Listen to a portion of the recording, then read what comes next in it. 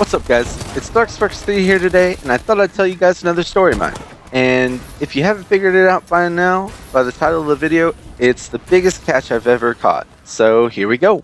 As I've said in my previous story times, I was a Boy Scout, and one campout that my troop planned at least once a year was the trip out to Templeton's, which was one of our members who had about 200 acres of land, and it had a nice lake on it. This wasn't a family campout or anything, it was just a campout where we set up a zip line, went swimming, boating, and some of us chose to fish and hike and stuff like that. And we had a couple of younger siblings that always came along for the fun too. So the first day we were there, I decided I'd do some fishing. I was not catching very much that day, and in fact I was catching more tree branches than I was fish. And after lunch that day I almost quit, but I decided I wanted to catch at least one fish, so I went to an area that caught the least amount of branch fish and started casting out. After 3 casts, I got stuck. So I guess it was that kind of day. Without thinking or looking at what I got caught up on, I immediately pulled my fishing rod to try to dislodge it from the tree. Nothing happened. Not so much as a rustle of leaves. Confused, I turned around to see what I had caught my fishing pole on,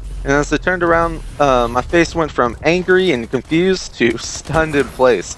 I turned around to see one of the siblings that came along for the camping trip behind me with hook in hand.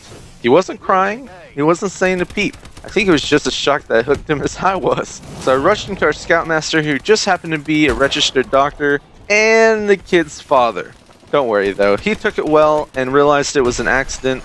And apparently I had done the kid a favor by jerking on the pole when it got stuck in his hand, because as I pulled it all the way through his skin, it kept them from having to push the barb through anyways.